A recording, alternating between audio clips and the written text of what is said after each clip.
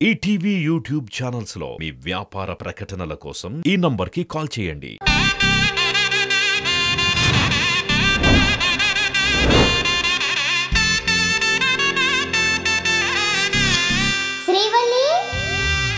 శ్రీవల్లితో మాట్లాడేవాళ్ళెవరు? నాకేం తెలుసు?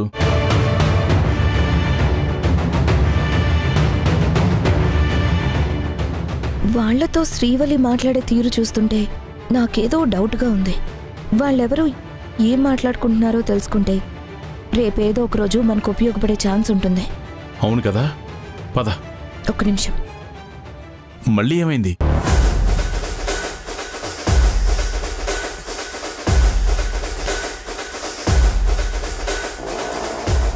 ఎప్పుడైనా దేనికైనా పనికొస్తుంది. మీ తమ్ముళ్లాగే నీకు కూడా ముందు చూపు ఎక్కువ. పద. వీలైనంత తొందరగా మీ ఛానల్ వాళ్ళతో మాట్లాడి మాకు చెప్పమ్మా. అలాగేనండి, తప్పకుండా మీకు న్యాయం జరిగేలా చేసి మీ పాప ఆత్మకి శాంతి చేకూరుస్తాను.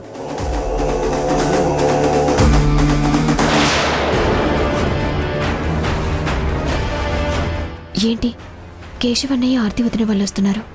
వీళ్ళని కలిశారంటే త్రితి విషయం నాకు తెలిసిపోయిందని డౌట్ వస్తుంది. వెంటనే సార్ వాళ్ళని పంపించేయాలి. సరే సార్, ఇక మీరు బయలుదేరండి, నేను చూసుకుంటాను. ఏంటమ్మా సడన్ గా కంగారు పడుతున్నావు? ఏం జరిగింది? అబ్బే, కంగారేం లేదు సార్, నాకు కొంచెం పనుంది. నేను మీకు ఫోన్ చేసి మాట్లాడతాను. ఇప్పుడు మీరు బయలుదేరండి. ఓకే అమ్మా.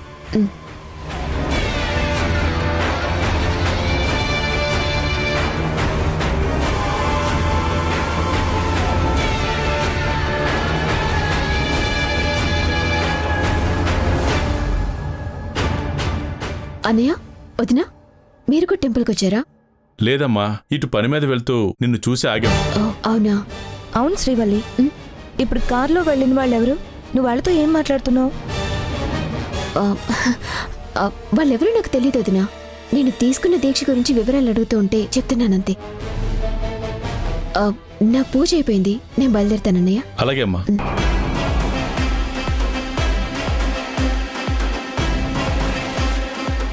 దాని బాడీ లాంగ్వేజ్ చూస్తుంటే అది అబద్ధం చెప్తున్నట్టు అనిపించడం లేదు. అది అబద్ధం చెప్పినా నిజం చెప్పినా ఇప్పుడు మనం చేయగలిగింది ఏమీ లేదు. ముందు మనం వచ్చిన పని చూసుకుందాం, పద.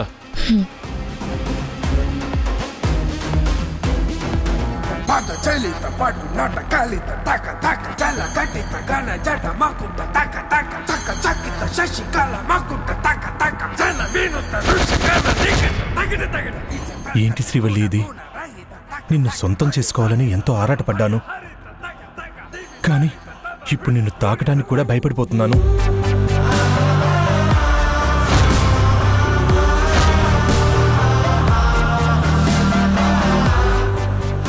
నిన్నిలా చూస్తూ ఉండటం తప్ప ఏం చేయలేకపోతున్నాను. నువ్వు హ్యాపీగా నిద్రపోతూనే ఉండు, నాకే టెన్షన్ అంతా.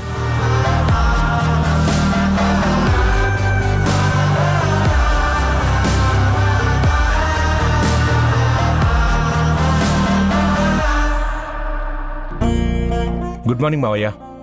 గుడ్ మార్నింగ్ అల్లుడు గారు. శ్రీవల్లి ఇంకా రాలేదేంటి బాబు? ఏం చేస్తోంది? ఆఫీస్కి సంబంధించిన ఫైల్ ఏదో వెరిఫై చేస్తుంది మావయ్య. తనకి పని మీద శ్రద్ధ ఎక్కువ బాబు. వద్దన్నా వినకుండా ఆఫీస్ పనులు కూడా ఇంట్లోనే చేస్తూ ఉంటుంది. శ్రద్ధతో పాటు మొండి పట్టుదల కూడా ఎక్కువే బావుగారు. మనందరం వద్దు అంటున్నా తంగచ్చి కోసం కఠినంగా దీక్ష చేస్తా ఉండాది. తప్పే ఉంది లడ్డు గారు, తనెందుకు అలా చేస్తుందో రీజన్ చెప్పిందిగా. నిజమే, కానీ దీక్ష తీసుకున్న దగ్గర నుంచి ఉపవాసాలు కూడా ఎక్కువగా చేస్తా ఉండాది. తన ఆరోగ్యం గురించి కూడా ఆలోచించాలి కదా. బాబు అవినాష్, కాఫీ తీసుకో. మీరు తెచ్చారేంటి అత్తయ్య? కల్పన ఏది? తను పనిలో ఉంది బాబు. అవును తంగచ్చి, బావుగారి కాఫీ తీసుకురాలేదేంటి? ఆయన కాఫీ కాదు, ఆయనకిష్టమైన స్వీట్ చేసి తీసుకొచ్చాను, తీసుకోండి. సీత, ఏంటిది? ఇవాళ నమ్మలేకపోతున్నాను. నాకెందుకో ఇవాళ చాలా ఓపిగ్గా ఉత్సాహంగా ఉందండి.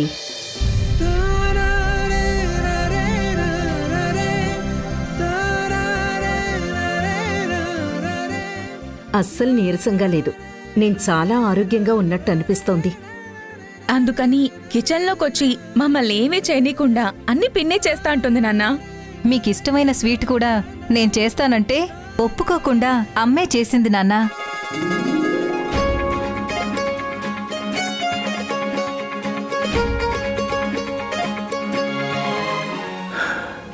సీత, నువ్విలా లేచి తిరుగుతుంటే నాకు చాలా సంతోషంగా ఉంది. కానీ నీకు పూర్తిగా నయమయ్యే వరకు ఇంట్లో పనులు కల్పన వాళ్ళని చూసుకొనివ్వు. అవునమ్మా, అవన్నీ మాకొదిలే. కావాలంటే నువ్వు పూర్తిగా రికవరీ అయ్యాక మా అందరికీ రెస్ట్ ఇచ్చి అన్ని పనులు నువ్వే చేదువు గాని.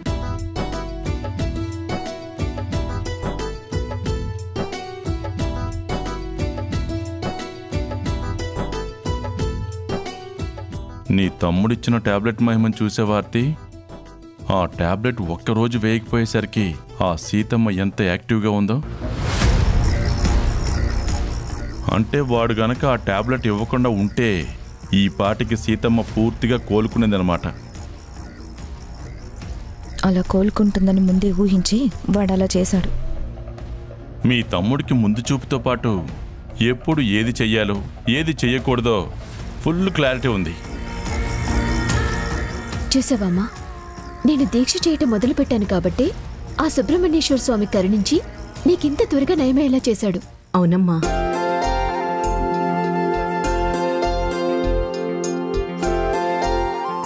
ఆ దేవుడు కాదు శ్రీవల్లి, మీ అమ్మను నయం చేసింది నేనే.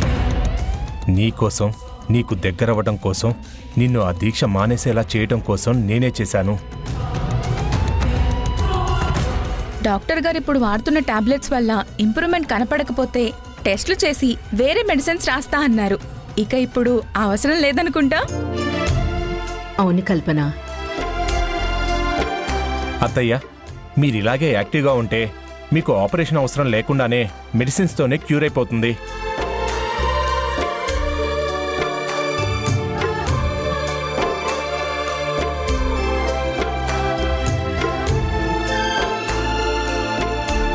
మీకు నేను అప్పుడే చెప్పాను, సంతోషమే సగం బలం అని. మీరిలా హ్యాపీగా ఉండండి, త్వరలో మీ హార్ట్లో ఉన్న బ్లడ్ క్లాట్ కూడా కరిగిపోతుంది.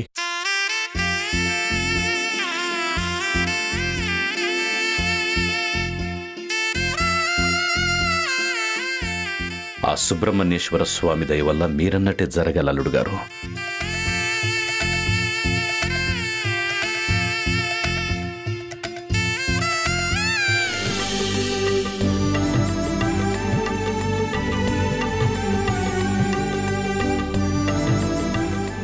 సుబ్రహ్మణ్యేశ్వర, నేను బ్రహ్మచర్యం పాటిస్తుంది అమ్మ ఆరోగ్యంగా ఉండాలని మాత్రమే కాదు, ఆ దుర్మార్గుడికి దక్కకుండా ఉండాలని. అమ్మ ఆరోగ్యం ఇప్పుడు మెరుగుపడుతుంది అంటే అదంతా నీదయ్యే స్వామి. తొందరలోనే అమ్మ పూర్తిగా కోలుకోవాలి. మళ్ళీ ఇంకెప్పుడు తనకి ఏ ప్రాబ్లం రాకుండా చూడు స్వామి.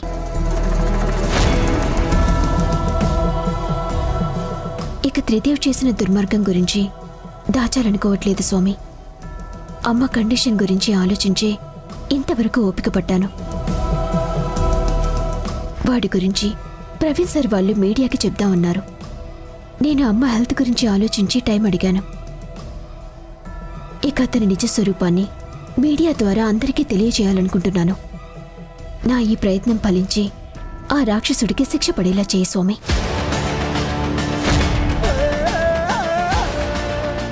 సుబ్రహ్మణ్యేశ్వర, శ్రీవల్లి దీక్ష చేయటం వల్లనే ఏమో నేనెప్పట్లాగా మామూలుగా ఉన్నాను. ఈ అమ్మ కోసమే తనింతటి కఠినమైన దీక్ష చేస్తున్నా అది నాకు బాధగా ఉంది. తను భర్తకి దూరంగా ఉండటం నాకు నచ్చటం లేదు.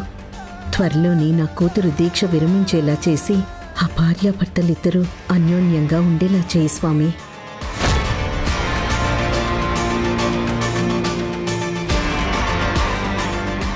అత్తయ్య ఇప్పుడు బాగానే ఉంది కదా అని శ్రీవల్లిని కన్విన్స్ చేసి దీక్ష మాన్పించాలనుకుంటే అది ఇంట్లో ఉంటే పూజ, తను ఆఫీస్కి వెళ్తే పని అన్నట్టు ఉంది తప్ప నాకు ఒంటరిగా దొరకట్లేదు. ఛా! ఈరోజు ఎలాగైనా తనని కన్విన్స్ చేసి తనకి దగ్గరైపోవాలి. హలో, వస్తున్నా. ఏంటి, ఇంకా 1 అవర్ పడుతుందా? నువ్వు కార్ సర్వీసింగ్ చేస్తున్నావా, మ్యానుఫ్యాక్చరింగ్ చేస్తున్నావా? సర్లే, వచ్చి వెయిట్ చేస్తాను. త్వరగా కానివ్వండి. త్రిదేవ్, నీకేం పని లేకపోతే అలా సరదాగా బయటికి వెళ్ళొద్దామా? నాకు పనుంది, నేను రాను. ఓ, ఈరోజు శ్రీవల్లి సర్ప్రైజ్ ఇస్తానందా? బ్యాంక్కి వెళ్తున్నావా? బ్యాంకా? బ్యాంక్ ఏంటి? అసలు బ్యాంక్కి సర్ప్రైజ్కి సంబంధం ఏంటి? చెప్పండి అవినాష్ గారు. అనవసరంగా టంగ్ స్లిప్ అయ్యానే. మాట్లాడరేంటి? సరే చెప్తాను. ఇప్పుడు మీకు సర్ప్రైజ్ ఏంటో తెలిసినా కూడా మీకు శ్రీవల్లి ఇచ్చేటప్పుడు దాన్ని సర్ప్రైజ్గానే ఫీల్ అవ్వాలి. అలాగేలేండి. శ్రీవల్లి నీకు 2 కోట్లు ఇద్దామని చెక్ మీద సైన్ చేసి తన దగ్గర ఉంచుకుంది. అదే నీకు ఇచ్చి సర్ప్రైజ్ చేస్తానని చెప్పింది. అది కానీ ఇస్తుందేమో, అందుకే బ్యాంకుకు వెళ్ళాలేమో అని అడిగాను. సరే, ఇక నేను బయలుదేరతాను. ఇది సర్ప్రైజ్ కదా, సర్ప్రైజ్గానే ఉంచు, ఓకేనా?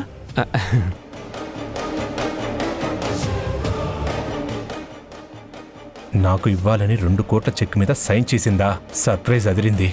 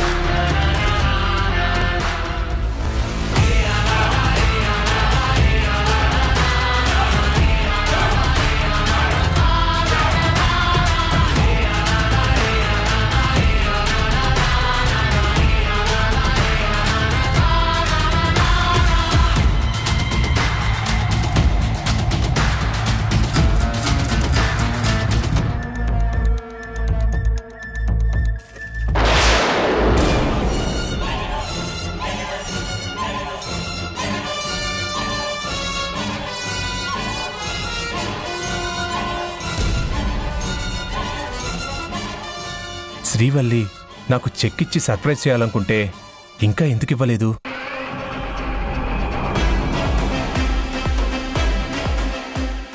ఈ డబ్బులు నాకెంత అవసరమో దానికి ఇండైరెక్ట్గా చెప్పినప్పుడే అది నాకు ఇవ్వాలని అనుకోనుంటుంది. కానీ ఇవ్వలేదంటే ఏదో జరిగింది. అదేంటి?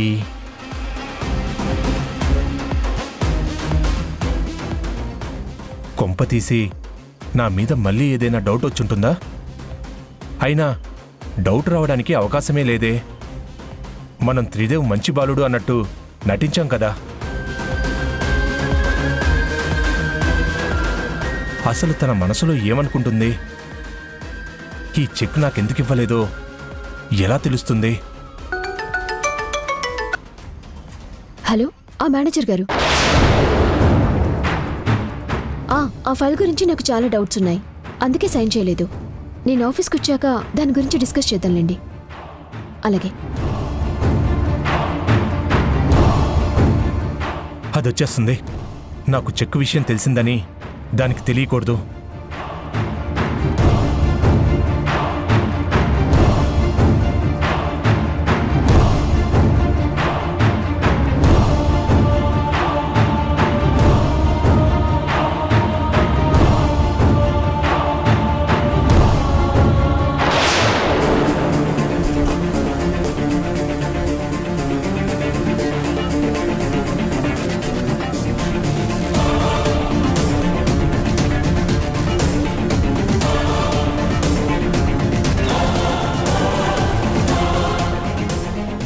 ఫైల్లో ఉండాల్సిన పేపర్ ఇక్కడ కింద పడిపోయిందేంటి?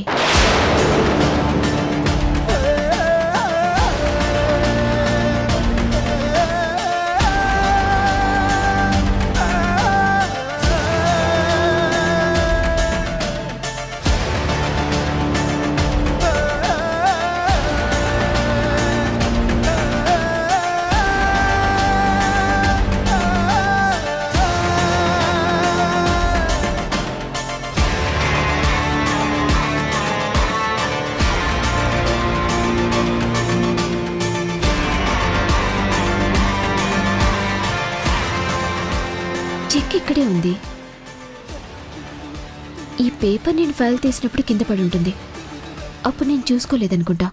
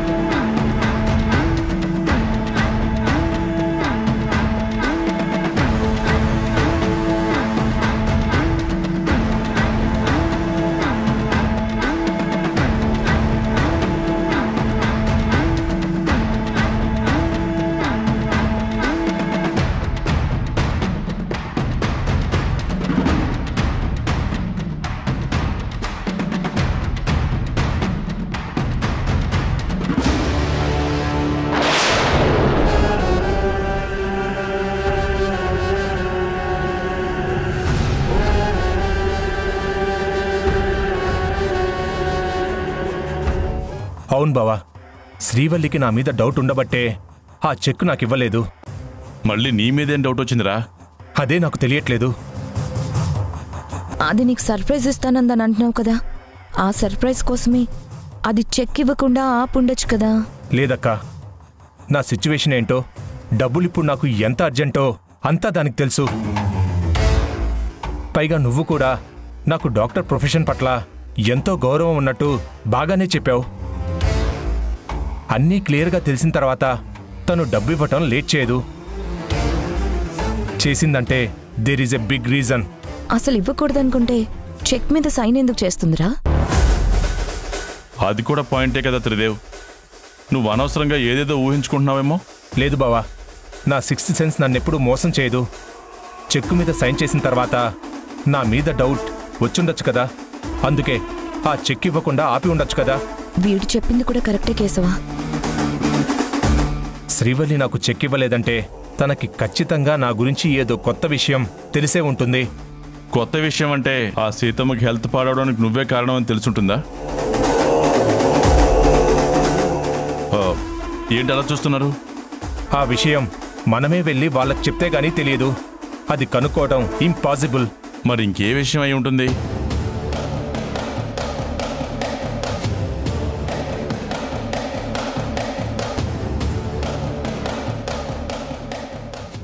ఏవండి, కాఫీ తీసుకోండి. ఓకే.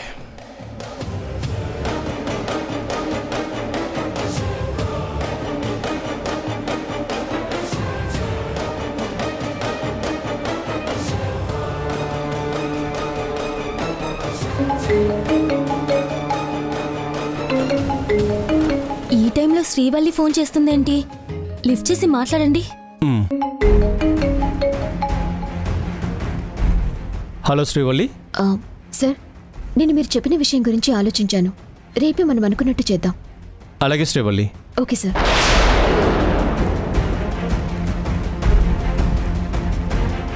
నువ్వు దానికంటే తెలివైన వాడివి. మాటలతో చేతలతో ఎదుటి వాళ్ళని ఈజీగా బాల్తో కొట్టించగలిగేవాడివి. అలాంటి నువ్వు కూడా దాని మనసులో ఏముందో తెలుసుకోలేకపోయావు. అదే ఆశ్చర్యంగా ఉంది. వాడేం దేవుడు కాదు, వేరొకరి మనసులో ఏముందో తెలుసుకోవడానికి.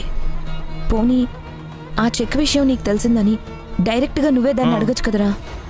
అలా నేను అడిగితే శ్రీవల్లిని నేను అనుమానిస్తున్న విషయం దానికి తెలిసిపోతుంది. అది కూడా నిజమేరా, శ్రీవల్లి టూ ఇంటెలిజెంట్. మనం ఇప్పుడు ఏం చెయ్యాలనుకున్నా, ఏం తెలుసుకోవాలనుకున్నా బాగా ఆలోచించి స్టెప్ వేయాలి. వీడు అనుమానించిందే నిజమైతే కొంపలు అంటుకుంటాయి. అసలు నా కళ్ళ ముందే ఉండి నా గురించి అది ఏం నిజం తెలుసుకుందో నాకు అర్థం కావట్లేదు. దాని ప్రవర్తనలో కూడా ఎక్కడా తేడా రాకుండా జాగ్రత్త పడుతుంది.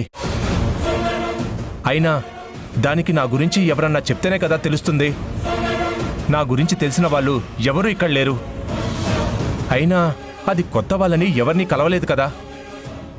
ఒరే త్రిదేవ్, నిన్న గుడి దగ్గర అది ఎవరినో కలిసిందిరా. మమ్మల్ని చూసి అది టెన్షన్ పడినట్టు కూడా అనిపించింది. అవునా? నా వల్ల చనిపోయిన పాప పేరెంట్స్ కూడా ఇండియాకే వచ్చారు కదా. వాళ్ళనేమన్నా కలిసి ఉంటుందా?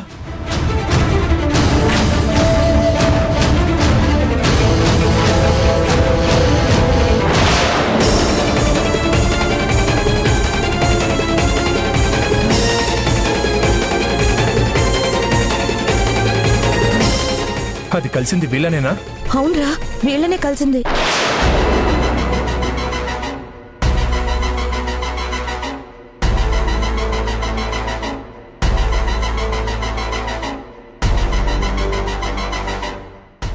అంటే శ్రీవల్లికి కన్ఫర్మ్గా నేను చేసిన నేరం ఏంటో తెలిసిపోయిందన్నమాట.